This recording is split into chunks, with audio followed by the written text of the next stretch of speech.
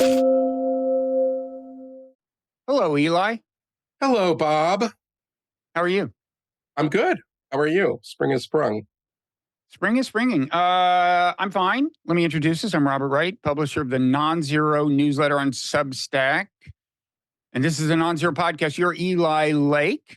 You're now at the Free Press, the famous Bari Weiss publication. What's next for you? Faculty position at the University of Austin is. I don't know. Well, we'll see. I'm at the Free Press. I still am a contributing editor commentary, and my podcast will be back shortly under the Free Press banner. Is it still going to be called The Re-Education? It sure will. It's a good title. I think it's pretty good. Reclaiming the concept, as it were. What, of a re-education camps? Yeah, obviously there's a very sordid history of the concept of re-education, but that's not what the podcast is but about. I took the title to be ironic. It is ironic, yes. So we are going to have another of the conversations I hope we're slowly becoming famous for, which is to say civil, if sometimes contentious conversations about Israel-related things. I think we've always been very civil, and I think there's been a couple of these we've had more than a decade that you may have had some points of agreement. Yeah, usually not. I'm sure I could find one if I hired a research team. No, we agree on things. Yeah. We did one not long after October 7th, which was partly about what was and wasn't a wise way for Israel to deal with Hamas. This time we're going to talk about the whole anti-Semitism issue. Let me tell you some basic thoughts I have about it and then get you to react. So I think we probably would agree that there has been, to at least some extent, an increase in the expression of anti-Semitism in America. For that matter, there's been an increase in the expression of anti-Muslim, anti-Arab bias, I'd say, but that's not what we're here to talk about. It's hard for me to get a clear fix on how much of an increase in anti-Semitism there's been for a couple of reasons.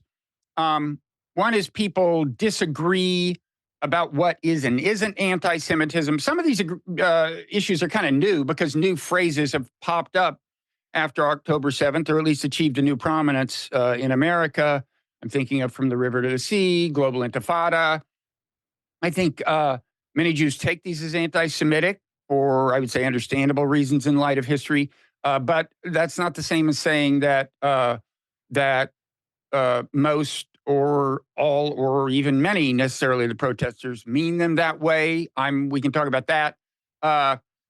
Another reason I find it hard to get a fix on things is because I think, and here we probably will disagree, that sometimes, well, maybe we won't, that sometimes people on the pro-Israel side use allegations of anti-Semitism to discourage harsh criticism of Israel. This is a claim I'm making with a long history, and is it and this, by the way, brings us back to the question of what is and isn't anti-Semitism. Is calling Israel an apartheid state anti-Semitism? Is being against Zionism anti-Semitic? But these questions are achieving new new significance in light of the current environment, I say. Then the last thing is I'd like to talk a little about if you think anti-Semitism is growing, either it, in some sense, it is growing or the expression of it is growing, to what do you attribute that? And I want to see if you are among those who think, and this is another thing that disagreement about what is and isn't anti-Semitic. Is it anti-Semitic to say that some things that Israel has done have increased the amount of anti-Semitism or the expression, or that some things that some people on the pro-Israel side in America have done have increased either the amount or expression of anti-Semitic? Those things are themselves sometimes said to be anti-Semitic. So there's a lot for us to talk about, and I don't even think I've done a good job of previewing it all. But what's your reaction to any of that? We'll get to all of it. Let's start with, do the students know what the phrases mean when they chant the slogans? So, I would just start with was maybe a thought experiment. If there was a group of students on a college campus that held a rally and they chanted, "The South will rise again," would we be in a conversation about, well, that phrase could just mean that they want economic development in the South? Would we be so quick to try to sort of parse that phrase from its historic resonance? So when I hear "from the river to the sea" or "globalize the Intifada," I mean, I just I understand that in the context of that is like these are official kind of slogans and statements that generate directly from Hamas. And so it just seems that in the case of the anti-Israel demonstrators, the encampment people, there's a lot of effort from people to try to kind of squint and give benefits of the doubt on things that if it was another kind of issue, they wouldn't. I'll give you another example. You mentioned Zionism. If you say I'm an anti-Zionist, am I an anti-Semite? Well, in theory, I'm sure you can be anti-Zionist and not hate the Jews. And before the state of Israel, there were plenty of Jews who were not in favor of a Jewish state. But in practice, when there are these encampments that have taken over parts of the campus and they say to students, "No Zionists are allowed in this space," well, that's a little bit like having an encampment that said, "Well, we're not against gay people. We're just against people who support gay marriage." So my issue here is that we're doing a lot of pretty fine distinctions to try to sort of avoid some disturbing conclusions. Now, I will easily grant Bob that there are a lot of people who show up at rallies and don't quite know what it is they're there for. There could be all kinds of motivations for it. And I'm not trying to speak for every single person there. But we have a lot of information about the people who organize these things and the groups like Students for Justice in Palestine. First of all, they've out and out said they consider that, October 7th was an act of resistance. They have accused Israel of genocide before they even responded.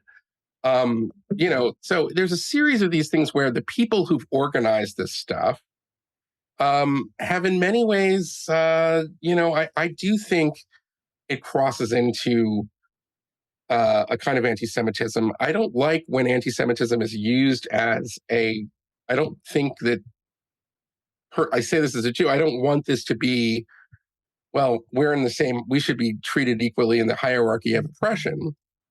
But there does seem to be a tendency on these campuses to treat the discomfort and the sense of not being safe for Jewish students like no other minority group on campus. And what I mean by that is I don't really like those rules because I think that college should be unsafe.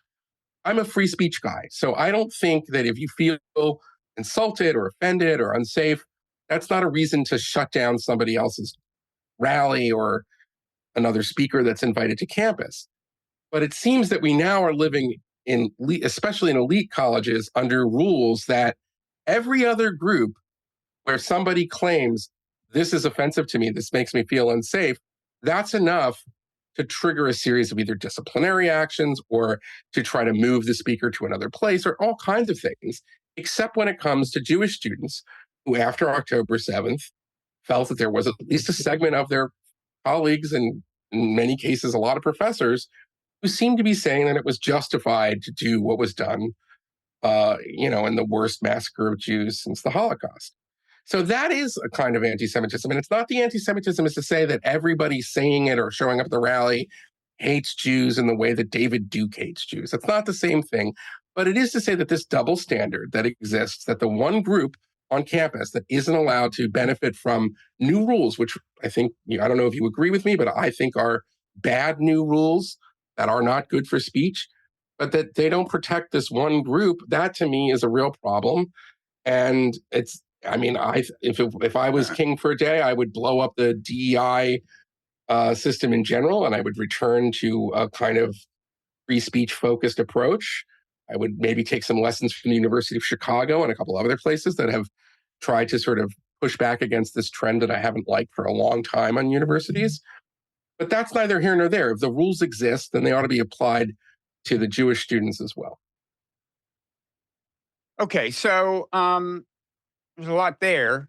Let me first of all say that in the case of the South Shall Rise Again, actually, you're talking to somebody who was accused of bending over backwards to charitably interpret things Trump supporters said, even though I hate Trump and Yeah, hated him. no. I mean, you were actually much better than a lot of people. I agree with that, but I'm just noting that you see it a lot, that there's a lot of this kind of like, well, we just want democracy or rights or that kind of thing. And I'm like, yeah, but that's not what intifada doesn't mean shaking off I mean, like, yes, you could, if you want to squint your eyes and say, oh, I mean, by intifada I mean breaking my addiction to alcohol, fine. But that's not what it means in the context of these rallies. This rally is talking about, I mean, the memory of the second intifada is a horrific wave of suicide bombing attacks and all kinds of things like that. And when you say you want to globalize it, what does that mean? You want to attack Jews outside of Israel? I mean, I don't, that's what it seems to imply. Well, I mean, first of all, I'd say, when you said these students, can they claim they don't know the meaning of things? I mean, meanings change. A meaning is a function of what any given number of people think something means. For example, as I'm sure you know, the phrase "from the river to the sea" it appeared in the original Likud charter, right? And it meant from the river to the sea, we will have a state for Jews and not Palestinians, right? And that now you're saying that meaning changed, and because Hamas started using roughly the same phrase, or somebody did at some point, but meanings change. That's like an official slogan of Hamas. Okay. And when Hamas says from the river to the sea, when they say from the river to the sea, they mean eliminate Israel. That's what they mean. As a Jewish state. In other words, no. Hamas wants to kill the Jews. That's what they want. They're not interested in like, well, it'll be a secular state and everybody can live in harmony. That's not what their goal is. Their goal is an Islamic theocracy, much like they run Gaza. A genuine and earnest question is, where have they stated that? Because I read their charter. I've read which has been superseded in any event by a new document, quasi-charter from 7 years ago, which is very different. But they say it every day. Eli, look at their official media. Okay. What? Okay. Look at their official media. There was an interview with one of the Hamas Politburo leaders who said, we mean no Jews. That's what it's like. It's not like we know what Hamas is. There isn't some moderate wing of Hamas. There isn't like, and any group that is capable of the human sacrifice that is October 7th. Forget the violence done to the people at the Nova Festival. Just think about what it means that they spent nearly 20 years building a system of tunnels. They hide underneath the tunnels, knowing that more powerful countries. It's okay. Eli, I will have as many of these conversations you want. Sure. I will tape tomorrow and the next day and the next day. We can talk about all this stuff. But I'd like to try to keep it on anti-Semitism just for this one. Okay. Thing. Would you grant that Hamas is an anti-Semitic organization? I would have different views from you. Oh, no, there's a ton of anti-Semitism in Hamas. That's not what I'm saying. Yeah, I would say it's an important part of their core identity. Yes. But I was asking whether it's like a formally stated goal to actually kill the Jews. And the reason I ask is because I think there are Jews in America who think that when the students say from the river to the sea, that's what they mean, or they mean drive the Jews into the sea. I think very few of them actually mean that. And, we can talk about what they do mean. I think I have a clearer sense. I've actually asked some of them about that. I haven't asked many people about global intifada, but I do suspect that no small number means something that is much bigger in a way than what you're imagining. It's a global revolution, anti-imperialist, anti-colonialist, on behalf of oppressed people everywhere. I mean, honestly, if their version of the global intifada comes, Eli, you and I may be in the same bunker. I'm not sure, but that's just a guess. But certainly with from the river to the sea, they mean a variety of things. Certainly, no few of them mean, equal rights. Palestinians should get to vote, and there should be Palestinians in the West Bank and Gaza. Should have exactly the rights that Jews have now. If you play that out, you might imagine that if they get to vote and eventually get their kind of state, it will no longer be a Jewish state. It will be a Palestinian state, maybe even an Islamist state. If you said that to them, I suspect what they would say is, well, they would say, and I'm not saying this, but I think this is the argument.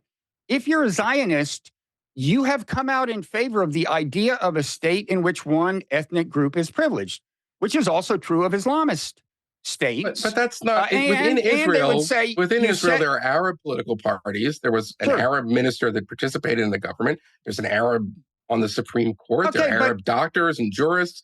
It is not an apartheid state within Israel. The reason why that this territory, which is administered in the West Bank by the Palestinian Authority and in Gaza by Hamas, has not yet become, part of Israel, is because there was a process to try to create a Palestinian state. We talked about that the last time. It was rejected. I don't really, we don't have to reopen it, but it's like these are things like the Zionism just means that it's a safe haven for the Jews, but the Jews living in Israel have the same rights as Arabs and Muslims and Christians and whoever. They don't have exactly the same rights, but the discrepancy. And again, I don't really want to get in this debate as to whether the Palestinians were truly offered a state. I would encourage people to Google my piece from 2002 called "Was Arafat the Problem?" for my view on that. But the West Bank. I mean, I really hate. I've had this argument, with so many people on the podcast, but Israel seems to have expressed a clear intent since 1967 to slowly take over the whole West Bank. And the deal in the West Bank is very simple. If you're Jewish, you get to vote, due process of law, you get to drive on beautiful highways. If you're Palestinian, none of the above. And Israel has no evident plan for changing the status of that I can see. There's more and more talk about annexing the West Bank. Eli, that annexation isn't going to mean giving full rights to those Palestinians. So, the Palestinians haven't had an election for the Palestinian Authority in 14 years. They should have an election for the Palestinian Authority.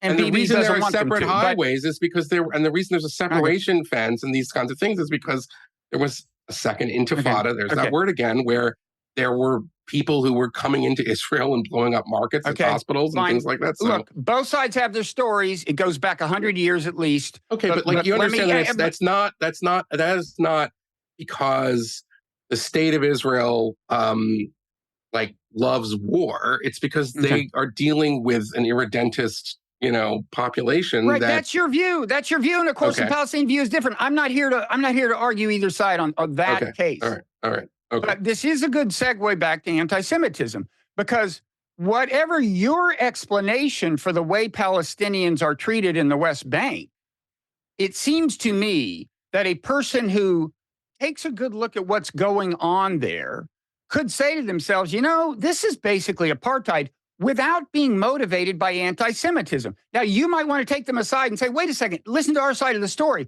Maybe you could convince them. But it seems to me that to say that the allegation of apartheid is prima facie, or however you pronounce that Latin, anti-Semitic, just doesn't make any sense. I don't know. I don't think I said that, but more importantly, okay. I mean, if you want to get back to the campus encampments, okay. After October 7th. No, I don't. I want to keep talking for a second. I want to say that the reason I bring that up is because I said there has been a history of people on the pro-Israel side using allegations of anti-Semitism to stifle criticism of Israel, and apartheid is a classic example. Jimmy Carter wrote a book called Palestine, Peace, Not Apartheid. Yeah. And he wasn't even saying it was an apartheid state. He was saying that's where you're headed. He had to apologize. And by the way, I came across a headline the other day from that era. Anti-Defamation League refuses to accept Carter's apology. It was like a classic, thing where the ADL, which they've done a lot, is the official forgiver of alleged anti-Semitism, and people who criticize Israel too harshly need to be forgiven by them if they're going to be restored to the good graces of the establishment. And that is the way it works. And so before we get to what's gone on in Congress and with these college presidents, which I think is related, do you agree with me that that's what was going on with Jimmy Carter, that it was crazy to say, if you even suggest that Israel might become an apartheid state, you must be an anti-Semite, even though that's what the ADL said, right? I don't know that. I remember that controversy too. I remember he had some very inaccurate maps. I remember that it was an entire book. And I saw what Jimmy Carter was doing as a kind of way of delegitimizing Israel. But like, I'm not really interested in um, adjudicating like what is in his heart in that respect. But the idea that like, oh, poor Jimmy Carter. I mean, Jimmy Carter's been fine. The Carter Center criticizes Israel all the time. The idea that the ADL is going to squash, political debate in this country is kind of ridiculous when you look at the state of universities right now, where Well, I didn't I would say say they've you been have the succeeding opposite lately. problem. I'm saying, no, you have the opposite problem in universities, where is if you are somebody who has a Zionist kind of view of Middle Eastern history, you can't even get a job in Middle Eastern studies. You have to get a job in Israel studies now, because the Middle East studies has become basically a hotbed of activism, and it's not scholarship in that respect. Said kind of won the debate against Bernard Lewis. If you want to like talk, I mean, like, so this notion that an organization that stands up for Jews and against discrimination, but also for the Jewish state against delegitimization, and that it's somehow, stifling the dialogue or whatever. I mean, it's just, I don't buy it. There's plenty So of you, so people who you criticize think, Israel all the time. Barack Obama went to Israel, gave a very tough speech about that, basically said the same thing. Nobody said like, oh, Barack Obama's terrible. I mean, yeah, there were plenty of more conservative Jews who said, this guy isn't a great friend of Israel, but these are, you can say all kinds of things like that. I mean, it's like, I don't see it. okay, So I'm not on going the, to I don't agree with you on that point, and I'd have to go back and like refresh my memory on the Jimmy Carter peace not apartheid controversy. but you just, did I misunderstand you in saying that you did think using that term as an attempt to delegitimize Israel? Because that's what I'm talking I think about. saying it's an apartheid state, I think, is wrong, and I think it's an attempt to try to Well, it could be wrong. delegitimize Israel. Just like I think that this latest slur that Israel is committing a genocide in Gaza is like a way of basically delegitimizing Israel, and you see where it goes. You see people who are now pretty prominent in terms of at least the current, online debate, basically saying that Israel's the equivalent of a Nazi state, which used to be a pretty radical and extreme position. And you see that kind of thing all the time, especially, on college campuses. It's incredibly offensive to say that. It's historically illiterate. And so when you focus so much on one single state, as the UN does, as a lot of these, it's a little bit like the problem on campus, where it's like, the one group that doesn't get the benefit of these bad anti-free speech rules about safety and not and being offended are the Jews. And the one state that can't defend itself after a horrific attack is Israel. So it's like, I mean, I throw up my hands. I think that the double standard is really where you find the anti-Semitism. So to be clear, you're saying that using the term genocide and apartheid are attempts to delegitimize Israel. You're not Yeah. necessarily saying they're anti-Semitic, or you are? Well, I don't. Again, if you mean anti-Semitism to mean what I have like some sort of view into what is in your soul or your heart, Mm-hmm. then I can't say that because I don't buy that. So I mean, but I can say I think it's a way to delegitimize Israel, and I do think that it's something that is, or like another version of it is like, well, we had a Seder at the encampment. Well, yeah, there are left-wing Jews who are anti-Israel, and they don't, the vast majority of not just, Jews in general, but Jews on campus don't think that. And it's also the context, Bob. I mean, that's the part of it that I really want to kind of emphasize.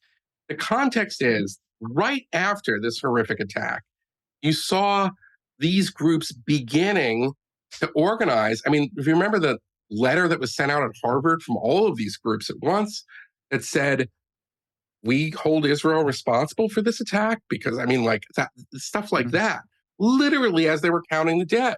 Now, Yeah, if there was, this is just an asterisk, but I happened to uh, finally look at the SJP, Students for Justice in Palestine statement, or at least one, I think kind of the main statement right after October 7th.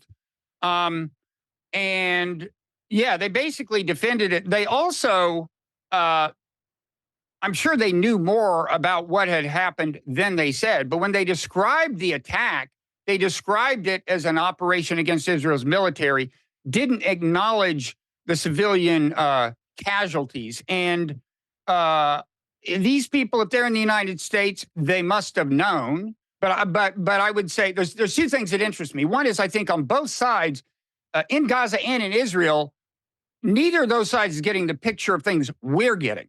Israel's not seeing nearly as much of the carnage in Gaza as we're seeing. People in Gaza have not been seeing, did not see after October 7th nearly the number of reports about rapes and Well, they murders of did civilians as parade. They we did saw. parade their hostages throughout Gaza City, and everybody Well, cheered. those were hostages, not dead people. But in any event, but I just want to say, as a technical matter, SJP probably would say we were applauding a military operation. People under occupation have a right to resist and so on. But anyway, that's Oh, just no, an did asterisk. SJP like once if everybody knew, let's say a week later Yeah, or I don't whatever? deny that they Did must have they known if then they put were out in a statement America. saying, Yeah. "Oh my God, this was far worse than we thought. Civilians were attacked. They Yeah, took I don't hostages. deny This it. is really bad." No, they didn't do that. So Um, so you talked about the situation in academia, yeah, and I don't pay that much attention, but I'll stipulate that you're right about the prevailing ideological bias in a lot of Middle Eastern studies departments. But we did recently get a sense that that is not the only place that influence and power reside, and may not be like the more powerful place. I'm talking about the fact that these college presidents were brought before Congress and you saw kind of berated. You had at Harvard Bill Ackman, billionaire, strongly pro-Israel guy, basically lets it be known that his future contributions to Harvard will be in jeopardy if they don't straighten up. Same thing happens at Penn with another pro-Israel donor. In both cases, what do you know? The presidents resign.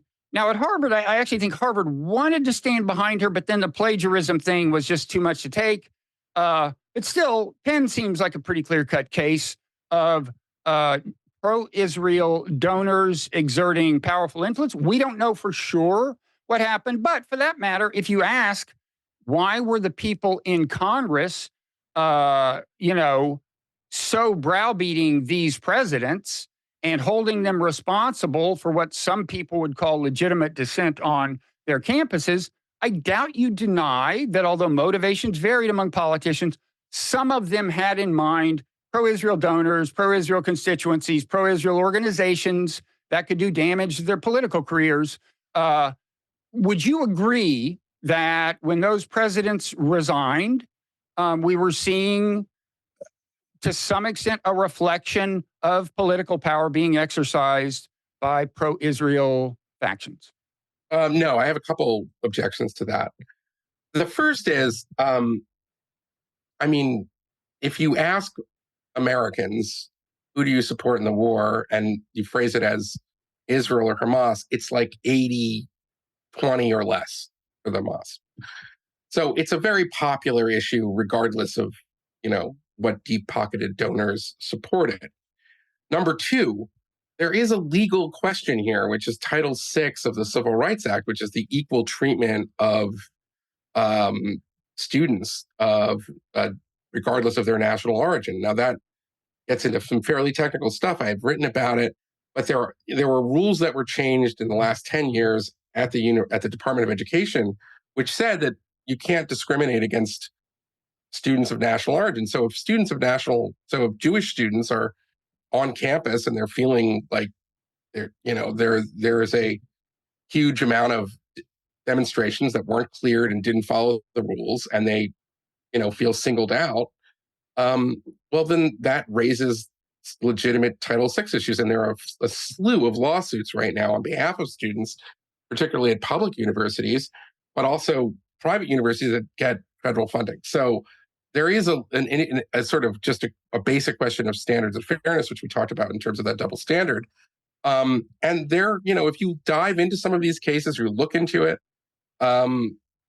the tenor of the activism is well beyond simply voicing an opinion about the Middle East or Israel Palestine. I mean, there were on Columbia, there were flyers that were sent out that had a skunk in blue and white with the Israeli flag on it, very much evoking Nazi imagery. Um, there was the whole thing where people were tearing down the posters of the hostages. Um, I mean, there's a series of things like that um, I think go beyond simply matters of free speech. There have been isolated incidents, and I know that there was a counter protest that was out of hand at an encampment at UCLA. That's obviously not great, but on the other hand, um, you've seen Jewish students harassed. There was a woman who was sent to the hospital at the UCLA thing. So there's a generally really bad environment, and if the school is not going to enforce their own rules, then it raises a number of questions as to whether or not they're in violation of the kind of legitimate protections that any group should have on these college campuses. Okay. If you want me to concede, yeah, do politicians think about with an eye towards fundraising? I'm sure they do, but it doesn't. I mean, you could say that about almost any issue, and I just think that there was something about this where, again, I just don't think that you would find this kind of. I mean, the answer that the president of Penn and they gave in that hearing back in I think December, would it violate your campus rules if people called for the genocide or so? I forget exactly how it was phrased, but and they said, well, I'm not sure that it would. I mean, I don't know. Again, these are campuses that, especially Harvard, consistently ranks last on FIRE's index for free expression and free speech. Allowing this one kind of speech, yeah, I think that's ridiculous. It's like it sets such an obvious double standard that you have to ask yourself, what in the world are these presidents doing? Why can't they take these people on? I mean, it's like they're not. These demonstrations, by the way, that a lot of them had were not. They weren't coordinated. You can protest whatever you want on college campus, but everybody has to follow the same time, manner, and place restrictions. So they didn't. So, I mean, my question Actually, is... at the time of these hearings, there had not been any encampments or anything. No, there at the weren't time of those encampments, first but there hearings, was a these number two of presidents were fired before the encampments. It's true, but and you saw that's the right. effect that had, I think, on other college presidents. And they were not in the mood to tolerate the encampments. They saw what happened to the last two college presidents. And there were people in Congress explicitly threatening to remove funding if they didn't do this and that. And this brings, I want to get back to, the Bill Ackmans of the world, but in the By the way, role I also think when you're talking about the Ivies, I don't think that pressure from a single donor, even a very deep-pocketed one, is going to have that kind of effect because they have such huge endowments. Like you would think. In the case of Penn, I think it was $100 million that was already in the process of they had planned. Who knows? There were a lot of pressures being put on them from different kinds of pro-Israel actors, including donors, including politicians, and including groups. And God bless. I mean, that's their right, and I hope that it can correct course. Let me ask you two questions about this. Do you think it is, well, first of all, crazy to worry that when people like Bill Ackman, seem to exercise power kind of that baldly, at least it can be interpreted that way. They make a threat. What they wanted to happen happens. Do you think there is a risk that will itself feed anti-Semitism? Because obviously it feeds a trope. It feeds the idea that there's some giant conspiracy and Jews are pulling all the strings. You've heard it all. Similarly, actually, let's just take that example. And I want to ask two things. Do you think it's crazy to think that? I mean, and this is not. I want to separate this question from blaming him, okay? Because you get this in a lot of areas. It's like if you point to maybe some Ukrainian policy decisions that made invasion more likely, oh, you're blaming the Ukrainians for getting invaded? No, no, no. I'm actually not. I'm trying to separate the question of blame from the assessment of causal influence so we can get clearer about why bad things happen. Same with anti-Semitism. I would like to know what kinds of things increase it and decrease it. You, I think there's been an increase either in anti-Semitism per se or in its expression.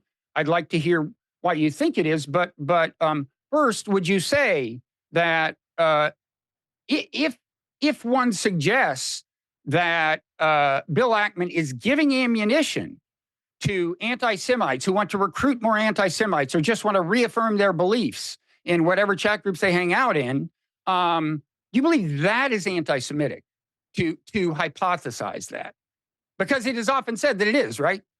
I mean, I don't know. You can hypothesize it. There's the bigots are going to be bigoted. What if you say it is your belief based on the evidence? Is that anti-Semitic? I mean, I don't think it's, by the way, I don't think that that's exactly what's going on. But second of all, I would say Bill Ackman is doing his best to save these universities.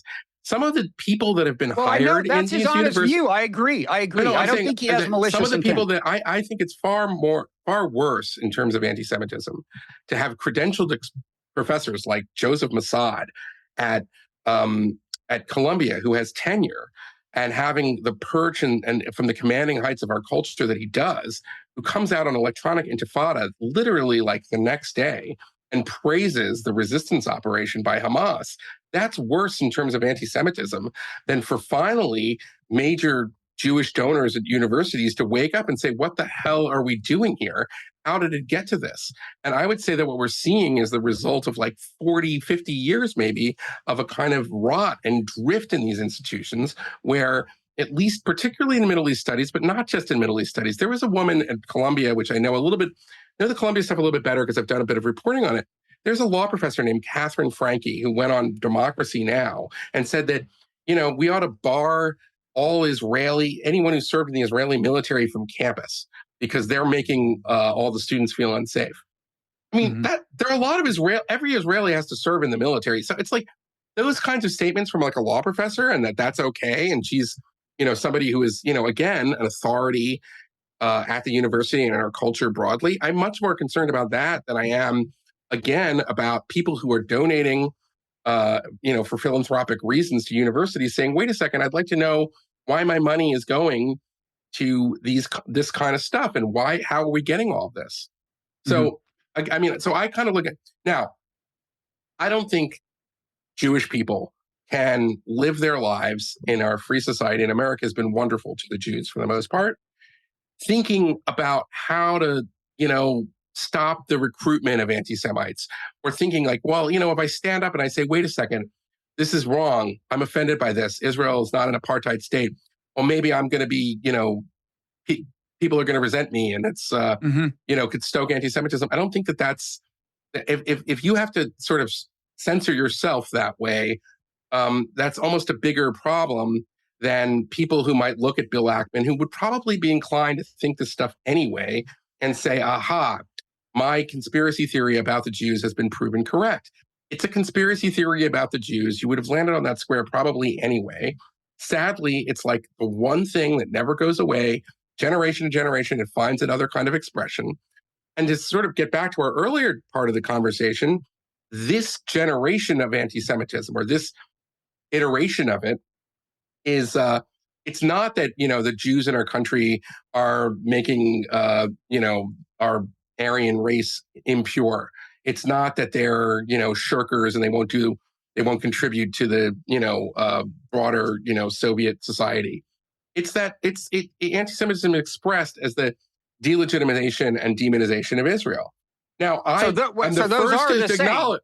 No, I would say that if there are plenty of legitimate criticisms of Israel, and we can disagree. I don't think you have legitimate criticisms of Israel, and that's fine.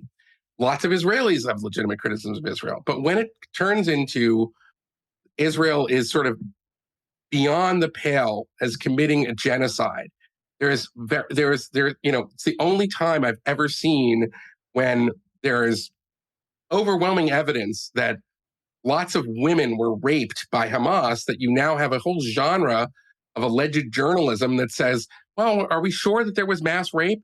You know, every other time when victims say there were these rapes and the evidence that was presented says all of that, people say, "Oh my God, this is terrible. We can't allow it." Except in this particular case, so it's the double standard plus the defamation, the demonization, and Well, that's I think that's I the mean, acceptable way to try to if you have the anti-Semitism virus, that's the new acceptable way to talk about it. there were people raising, sometimes me, raising Mm. questions about reports of Russian atrocities in Ukraine that I thought were not well founded in fact. I'm just against extreme characterizations that are inflammatory. And so I don't think it's this only Israel. I just don't think. And now I don't want to forget to ask you this, so I better ask you this now. Okay. I think, um, well, first, I'm going to write this down so I don't forget it. But first, I'm going to ask you just quickly. So, what is your explanation for why? First of all, would you say there's been an increase in anti-Semitism in America since October 7th, or just in its expression? In either event, what is your explanation? I think there's been an increase in anti-Semitism all over the world, Hmm. including in America. It has come largely from the left that has seen its sort of solidarity with Palestinians. And it's expressed itself in a number of different ways. I mean, one way, for example, that it's expressed itself is that lots of student organizations on campuses that have nothing to do with the Middle East, like, Take Back the Night, the victims of sexual assault, have put out statements saying, we will not allow Zionists to join our organization. And given the fact that most Jews believe that Israel should exist, that has the effect of being anti-Semitic. So, so it doesn't have to be violence. It doesn't have to be the most extreme kinds of things. There have also been obviously skirmishes of these kinds of protests that have occasionally, as I said, attracted counter protests. But and then it's like, there was a photo that summed it up. I thought there was like in Colombia, there was Jewish students had a kind of counter protest where they waved an American flag and an Israeli flag, and a woman took a selfie that with a sign that said Al Qassam Brigade's next target. I mean, I'm sorry. I think it's so Yeah, but jarring. Is Eli, that this an American? see, It's an American this is campus. This woman is a Columbia student, presumably okay. somebody who is going to be prepared for the elite. Presumably, do we know Yeah, that? This is what bothers me. yeah. Now, in a situation where there is this much turmoil over an issue around the globe, and certainly in America, I guarantee you that on any given day, there's going to be somebody on both sides who does something reprehensible. And in the current age, there's a pretty good chance it'll be captured by a smartphone video, and the people on No, the but this other is side somebody will who took promote it, it. who wanted it. She took, I think it was a selfie. She wanted that out there. I mean, her Well, face was fine, masked. fine. So Okay. she's the reprehensible person, but it's Do you think being that that's the? But do you think spread. that? I don't think that's an exception. I think that's like generally like where these people, like the people we acknowledge it. The Students for Justice for Palestine, which organizes a lot of this stuff, they like they like October 7th. They thought it was great, and that to me is it's like, again, Students for Justice for Palestine can, if you want to say that, but I guess my point is that, like, I would hope that there would be enough social pressure that would say that's disgusting what you're saying. I want nothing to do with you. But instead, it seemed to be like attracting the ferment of the most progressive students or people who thought they were, fighting against colonization or something like that. So, I mean, Well, I find I've certainly talked to people, including Jewish people, who go to these protests and do not think that October 7th was a great thing. Certainly not the killing of civilians. And I will tell you one anecdote. A couple of weeks ago, I talked to a Jewish graduate student at Rutgers. And she is, she's been to these protests, so it's clear where her ideology is fine. But she could not have been more emphatic in saying, look, this stuff about, and she's Jewish, and she says this stuff about anti Semitism, like pervading our campuses, she said, it is made up. It is not true. And she said that some kind of Islamic student's office thing had been vandalized. And she said, look, if that had been Hillel's office, there would have been a lot more publicity. But and this is her view, just one person's view. But that was her. And she said, look, Rutgers is supposedly a flashpoint because there are a lot of Jewish and Arab students. But I'm telling you, she said, they're just, my fellow Jews and I are not living in a climate of fear. And Right. now, Well, of that's why, course, again, that's one person who well, and it may have to probably do with as the an fact, anti-Zionist and agrees with the probably, protesters. probably. Okay. Yeah. All right. So wait a second. Let me just translate here. But I was just So going to if say, you if you're a Jew, she's at the and protests and she does not celebrate the killing of any civilians. great, and I think what I hear when you tell me that story is a graduate student at Rutgers who doesn't think Israel should probably exist, wants to let you know that if you're Jewish and you agree that the Jews should be the only people that don't have a state, the crowd will accept you. But if you're a proud Jew that thinks that Israel should exist and there should be a safe haven for the Jewish people, given the long history of persecution of Jews throughout their history, sorry, we're going to shun you and think you're call you a Nazi and a genocider and that kind of thing. I mean, I'm sorry, but like that's just like there are plenty of great gay people who don't support gay marriage, and defend. It's like, come on, that we would never accept that for any other group except for some reason the Jewish people. So again, like I don't. That to me is not an example of. I mean, I'm sure she feels perfectly safe and in solidarity with her fellow activists. I would love to hear from a Jew who wears a kippah who loves Israel and ask if he feels safe or she feels safe. Well, a question I genuinely have, and it speaks to the example I gave, is, there definitely are places, a bunch of Jewish students at Columbia signed a thing saying they feel threatened or something. I forget the wording. And a question I genuinely have is, to what extent is that them saying they feel threatened by things that the student I mentioned would say they shouldn't feel threatened by, like from the river to the sea? And to what extent is it like old fashioned, the kinds of things that nobody would disagree are flatly anti-Semitic or physical, or what? I guess neither of us has a strong idea. I mean, there is this, I think the whole, one source of it is the whole, it's related to the question of whether anti-Zionism is anti-Semitism, but it assumes kind of more dangerous form when the protesters want to keep people who don't support the protest out of the protest, which actually, all told, may be a wise thing when we've seen what happens when some of these people mingle. Maybe it's a good thing that they don't mingle, but unfortunately, they say, no Zionists. Students take that as meaning no Jews, although usually there are Jews within the encampment. But still, it's a very unfortunate way to put it. I mean, I would emphasize that saying no Zionists here, Zionist is not, I would say, an ethnic designation. There are pro-Zionist non-Jews, there are anti-Zionist Jews.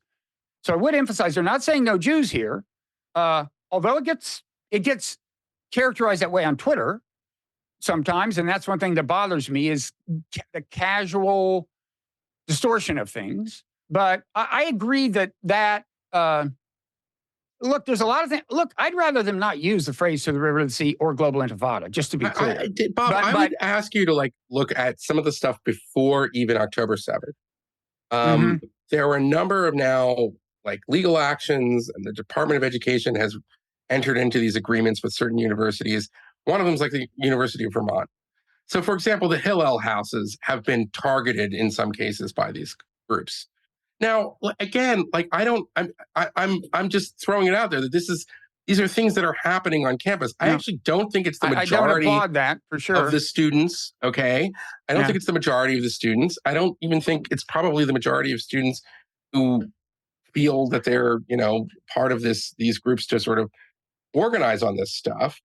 But there is the one will follow the other.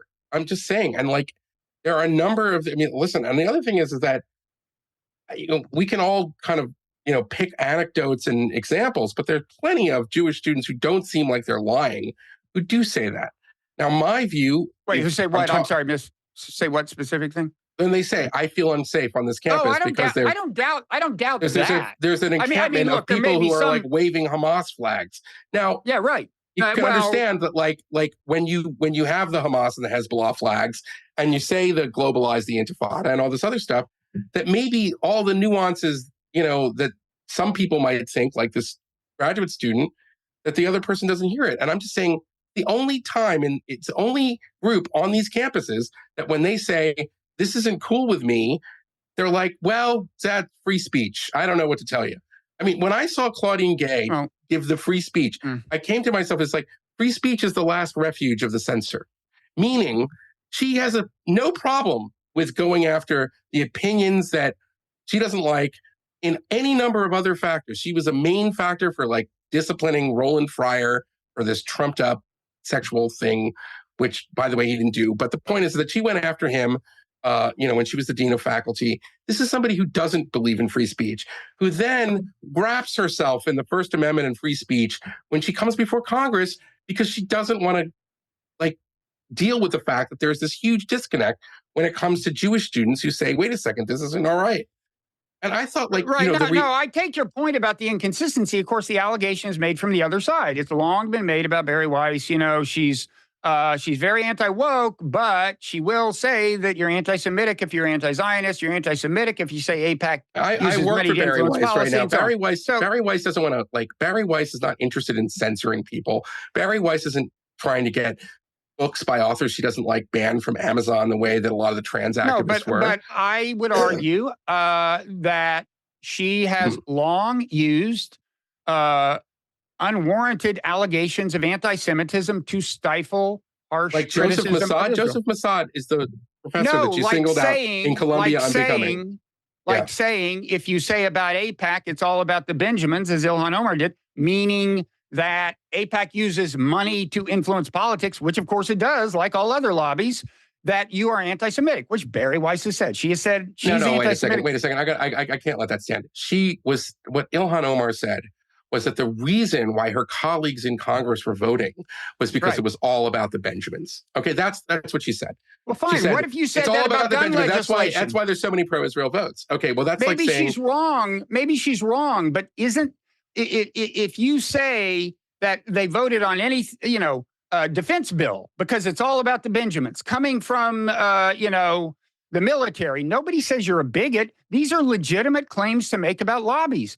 And Bari Weiss has also said, if you're an anti-Zionist, you're an anti-Semite. I think these, you never know for sure about somebody's motivation, but I don't think either of these claims makes any sense on the face of it. And I think both have the effect of trying to shut down harsh critics of Israel. That's just my view. But okay, I didn't. First of all, I didn't come on here planning to indict your boss. Although, no one is. The problem is that no one's shutting it down.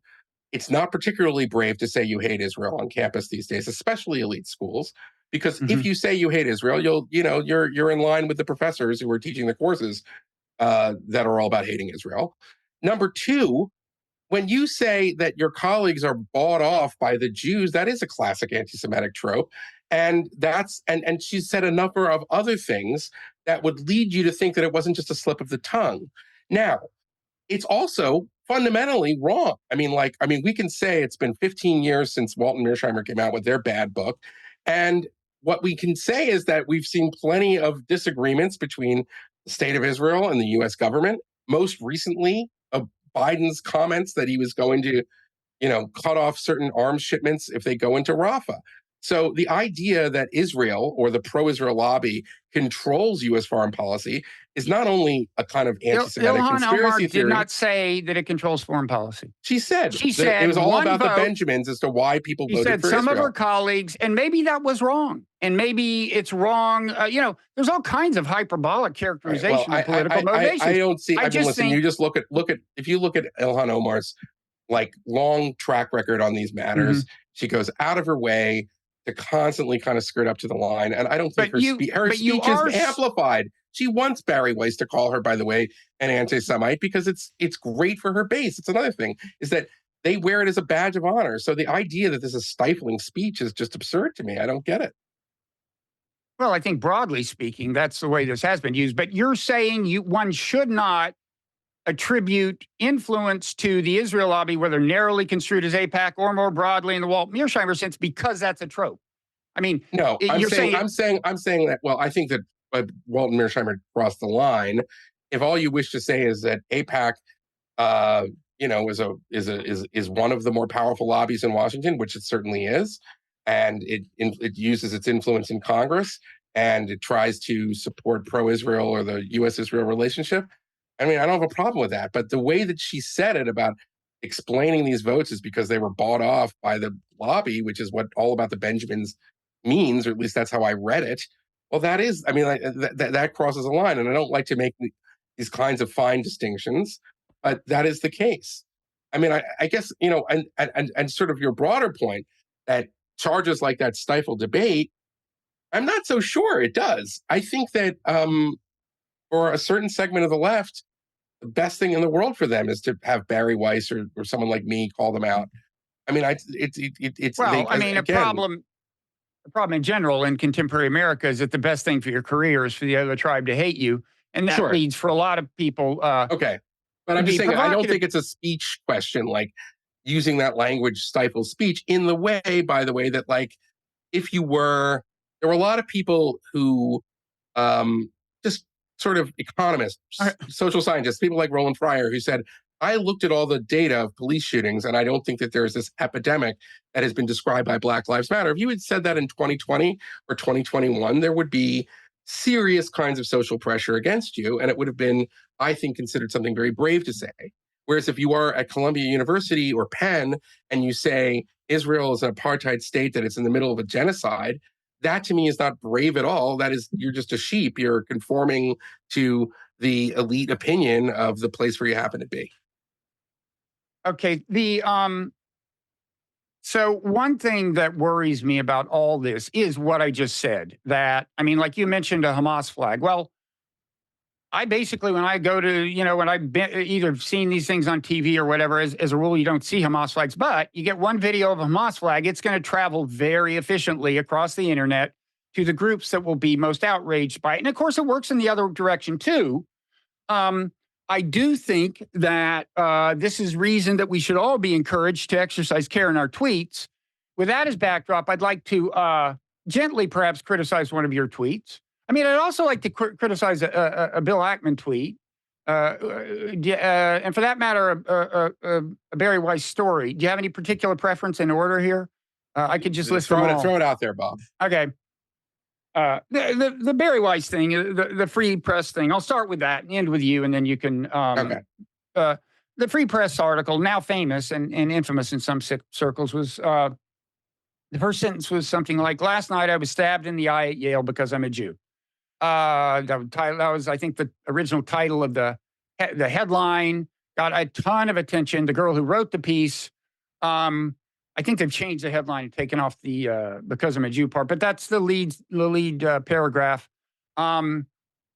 She got a ton of attention on Fox and so on. She went on TV. The video surfaced, which wasn't as clear as you would like, but it was clear that this was not something you would call being stabbed in the eye. And it was hard to say because her own head was slightly out of frame, but nobody jabbed a flag at her the way you think when you stab someone. Moreover, she appeared on TV within, I think, 36 hours, not a blemish that it could be detected by TV. So at a minimum, you would have to say. I think she had to go to the hospital. Am I right? She did. Maybe she did. Okay. Having seen her, it's not totally clear why. But maybe she did. In any event, one cannot look at that video and look at the way she looked 36 hours without saying, look, stabbed in the eye is an inflammatory and egregious misrepresentation of what happened. You can see the person with a flag. It's not clear.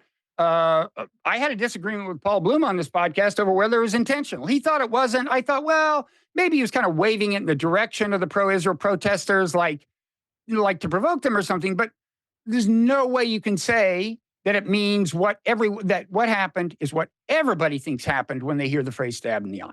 And I just think it's irresponsible. I won't force you to comment. I mean, you work at the Free Press, but let me run down the other two things quickly, because anyway. So Bill Ackman, you mentioned the UCLA the pro-Israel groups that, attacked the protesters. And they did it in a sustained way. This went on for hours. The police, both the campus security and the police, did not intervene. The police, I don't think, were on site. But for whatever reason, you had a group of what I think you might agree look like thugs who are trying to start a fight. They're being allowed to run loose. And what that was provoked by was a report a couple of days earlier that a Jewish student, I'm told that the reason this crowd of pro-Israel people, who are not students, they were adults from the community, assembled is because they had heard that a Jewish girl was assaulted. And, and it turns out that Bill Ackman retweeted this thing from Visegrad 24, which I would think would make the careful person skeptical. It's been accused of being pretty propagandistic, but anyway, he tweets a video that has this superimposed on it. Jewish girl at UCLA was surrounded by 5 people wearing keffiyehs and bludgeoned in the head while they stomped under Israeli flag. She lost consciousness and her body went limp. Well, there's no video of it happening. There's video of her. It does seem her head hit the pavement, and there's video of her being bandaged. But even if you listen to her account, she doesn't claim people bludgeoned her in the head. It had already gotten out of hand by the time this itself is an overstatement of what she claimed. The claim that she was beaten unconscious, repeated in a text tweet, seems pretty dubious if you look at the video of her. But who knows? Anyway, I just think he's got God knows how many Twitter followers. This thing has been retweeted 14,000 times, and may well have started what was to me one of the scariest things I've seen, because this could have gone large scale. And it could have spread to other demos. This was an ugly scene. You'll be happy to hear that my indictment of you is much milder. Okay, what's your indictment of me? So it's a tweet where you say Greta Thunberg has gone from babbling about climate change to boycotting Jews. Yeah. Now, the text of the thing you were retweeting says it's outrageous and inexcusable for Eurovision. It was a text and a video. The quote that the person had put above the video was, it's inexcusable for Eurovision to let the Israelis, this is a quote supposedly from Greta Thunberg, take part while committing a genocide. If you look at the video, what she says, it's outrageous and inexcusable to let Israel take part while committing genocide. Now, I'm not on Greta's side on this in any event. I don't think people should be singled out for their nationality and excluded, especially from events that are supposed to bring nations together in harmony, notwithstanding any geopolitical tensions like the Olympics or this. So I'm not defending them, but when you turn, she originally says Israel, it's misquoted as Israelis, but even if you accepted the misquote, to then say that she's boycotting Jews, does that not seem to you a slight misrepresentation of what you were requoting, and to be more inflammatory than what she was said to have said? I mean, this is somebody who was wearing a keffiyeh like as part of a march that at times, caused serious threats to the safety of this poor Israeli singer, who, by the way, managed to win the popular vote despite, the judges. I have to say I don't really care much about Eurovision, but I guess we're going to just disagree. I mean, the context of it again is that, this is like in Malmo, Sweden, where there was a throng of people who were trying to get to the hotel and, making, clearly kind of in a very menacing way, this poor woman who was there to, at a song contest. So, I mean, in this No, particular I'm against it. But what I'm saying is it gets back to this question of whether, criticizing Israel is the same as criticizing, quote, the Jews. And I say it's not. And of course, the irony is, as you know, anti-Semites are sometimes rightly accused of conflating Israel and the Jews. And, it's, I guess I didn't ask you the question. Well, hold on. Can I ask you a question? Yeah. When Palestinian protesters about 4 or 5 months ago uh, to protest what they said was falsely a genocide, decided to, you know, occupy the entrance of a hospital with a very prominent Jewish name in Toronto.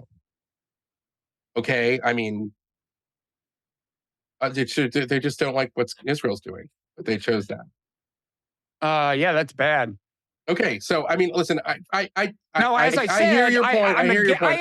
I am against the conflation of Okay, Israel and the Jews. Okay, and I'm saying that your tweet seems to conflate them because she was talking about Israel and had been paraphrased as talking about the Israelis, and you said she was talking about the Jews. She was saying boycott Jews. She's not saying boycott Jews. She's not saying boycott you. oh, Right? she's saying is boycotting a specific Jew. Well, she's boycotting a whole nation. I mean, I don't Oh, deny, okay, and fine, it's but a nation that's mainly Jewish. I don't deny, and it's a it's a Jewish. Jewish nation. Okay, Yeah. I mean, we can get into it. I'm not inclined to give her the benefit of the doubt, but I mean, you can have that view. I just think that this is not, again, she wasn't, if she, I wouldn't have tweeted that if it was like we're marching to the Israeli consulate in Malmo, or they have a consulate there, saying stop the war. Is Mhm. boycotting a singer from Israel who's participating in a Eurovision contest. I'm I don't against know. it. I'm against it. Okay, I all am right. against it. So, I guess we can agree to disagree. Although, I sort of see your point. Um, I gotta say, you mentioned the thing about, to the other points. Just briefly, what I would say is that in this era of social media, because it's so easy to just weigh in, and the whole world can sort of see what you think. It's very easy to sort of get a piece or a sliver of information, and then you learn more about it, and maybe you sort of would look back and say, well, if I taken a breath and maybe did a little bit Yeah. more, I No, wouldn't I've have done tweeted it. it. I've done it. And I think we've all done it. And I mean, it's like, I'm sure. But I mean, overall, I should just say that I think that Ackman is right. I mean, he has a lot of power in our society, and I think that he sensed something a lot of Jews sensed, that that the climate was really turning very quickly. It was an Hmm. element of the left. It seems like our elites are much quicker to sort of understand and condemn this stuff when it comes from the right, because we're so used to it coming from the right. But there is this issue when it comes from the left. And I overall, don't. I think that what Ackman's doing is a great thing. I mean, it's like I'd like I to don't see doubt more. his Yeah, sincerity, yeah. and I don't. And I should say that whenever I say people are using allegations of anti-Semitism to stigmatize critics of Israel, shut down speech about Israel, it's usually at least somewhat conjectural. It's about motivation. Now, there's famous example of Center for American Progress, where it's pretty well documented. The goal was to get them to change what they were saying about Iran, an issue of foreign policy.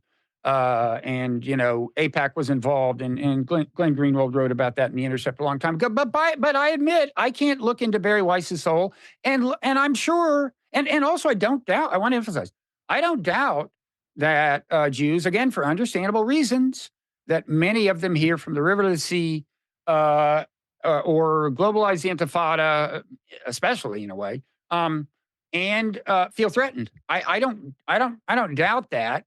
Can I just? Again, I want to add one more layer to this, and then we've got mhm. to go. So I'm not trying to. But there's another element of this, which is that a number of prominent Jewish figures, the comedian, right, Michael Rappaport, for example, had shows canceled in Madison, Wisconsin.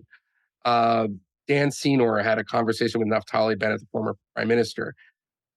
When he did this, he talked about it on his podcast. But when he went to the University of Michigan, they had to take him to a smaller venue because there was a safety concern about him addressing it, sort of where they were originally scheduling the event.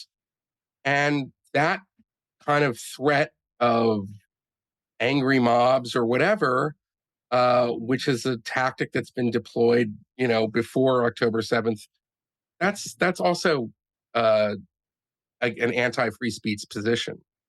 And that is another sort of hallmark in some ways of this kind of new activism. And then, I mean, this is another point I would just add, and then we can wrap it up. I don't want to, just that, the idea, and I'm not, and you have not made this argument, so it's not really addressed to you. But one thing I've seen that is that, well, isn't it great that there are students who are, politically active again, like it's the 60s or something? Yes, protest is part of the American story. It's our right to protest as Americans, but not every protest is good. There were people who protested the integration of schools. They had a right to do it. Doesn't mean that was a good cause or it was a good protest. And that's a little bit how I look at some of this stuff, which is like, yeah, you have a right to protest, but I think you're just on the wrong side, Yeah. So you're right. We are. I know you got to run. I meant to ask you about the Antisemitism Awareness Act, which you're probably aware of. I have some issues with Congress defining terms like that. Again, okay, good. You're putting me in a position of, it's a complicated way to look at this stuff because I, again, really don't want to abandon my belief in free speech issues. So ideally, I just think that the way to deal with anti-Semitism primarily has to be in the space of civil society and not by having a European approach where you can't, there's certain things you can't say about the Holocaust in a lot of European countries. Right. I'm against that. I just think this goes even further. I mean, it actually it uses Title VI, which you referred to as kind of a lever to, I think, in effect, it would empower the Department of Education to withdraw funding from colleges that let students claim Israel is committing genocide, which seems to be something you should be allowed to claim and argue, whatever you think. Yeah, I have a problem with kind of the regulating things like that. It's like I don't like all the DEI woke stuff on campus, but I'm not in favor of having state legislatures sort of outlawing certain kinds of ways to teach things. But again, I think that's only part of it. You have to acknowledge that there's another part of it, which is that the people who've become entrenched in these academic bureaucracies have an interest in, free speech for me, but not for thee. So it doesn't mean I favor the federal legislation, but it's like, I'm not going to just say, oh, these people are now, I said, free speech is the last refuge of this censor. Mm-hmm. So. Yeah, people want to see what I wrote about this. It's in the Nonzero newsletter about that act. And the most recent piece I wrote called Protest Tips from Boomers expresses some of my reservations about some of the strategy of the protests. The thing I meant to ask you, we'll have to wait for next time. Why are we valorizing 1968, by the way? I mean, not you, but there are people who are acting like... Well, actually, what I like about 68 is that the common denominator was, and there were a lot of different factions arguing a lot of different causes, but was anti-war. And I would rather that have remained a bigger part of the identity of these protests than it has been. I don't think these protests are anti-war. These protests are anti-Israel. It's a different thing. They're for the war as long as Hamas is doing it. That's another conversation. I wish I had gotten to the question of more deeply delved into your view. I take it your view is this stuff. Well, let me just say, this can, really quick, what do you think my view is? That? Well, let me just react to this. I think a very common view in Israel would be, look, they hate us. They've always hated us. They'll always hate us. You're seeing more of it now, but that's just because, there's kind of an excuse being provided by them. But it's not as if the amount of our, the aggressiveness of our response is in the long run actually increasing the amount of hatred of us. It's not as if anything we do really changes that. You know, the anti-Semitism itself and the anti-Israel sentiment itself is kind of a constant. You see variations in the expression, but they're going to hate us no matter what. So we just got to hit them harder and harder and harder. And it is my honest view that that to the extent that that does characterize views in Israel, it is the worst thing for Israel, and it's just almost a suicidal belief, and it really worries me. Uh, because I do think, and again, this isn't to blame Israel for any increase or decrease in anti Semitism, but I do think they should recognize that the way they're conducting the war in Gaza right now will enduringly affect how much resistance they face in the world and how much hatred. But I think, yeah, and here you may disagree, I think they tend not to believe that. I think they tend to see the hatred as kind of not quite a universal constant, but something close to that. Well, far be it from me to speak for all Israelis, but I'm not going to. But I can say I think you got it wrong. I think it's the only thing that matters is making sure that the Hamas senior leadership is wiped out and that Hamas cannot continue to rule Gaza. And once that happens, hopefully other opportunities will arise. And that is, I think, the mentality. It's not just hit them, do whatever we want. It's we have to win this war. And unfortunately, Israel's fighting an enemy that has honeycombed itself and is, within the civilian population, literally building an underground city so that they are hiding under the people they purport to protect and defend. And that right there presents an enormous sort of, not just a military, but a moral problem for any military that would have to respond to something like October 7th. But the end result has to be the end of Hamas. And, that is, I think, the main motivating thing. And once that happens, Israel, again, I hope that can happen. And then there might be a moment where there will be a reassessment among the Palestinians that pursuing their maximalist demands for the entire country is not realistic, and the tactics and means that they have pursued it are despicable. Okay, I'll move on. If people want to see more of Eli and I discussing this 6 months ago, you can Google it on YouTube. I want to say, by the way, all the things I kind of accused your side, so to speak, of doing, hyping, whatever. It happens on the other side too. It's just that I'm not right now. I'm talking to you, and I'm trying to challenge you. I always appreciate it. We always have a civil conversation. Even we are a paragon, Eli. I'll tell you, if there were more Americans like us, it would all be, All right. Well, we're in dire straits right now. But all right, listen, Bob. Thank you. We are in so many ways, and maybe we'll discuss all that sometime. Thanks, Eli. Thanks, Bob. Okay.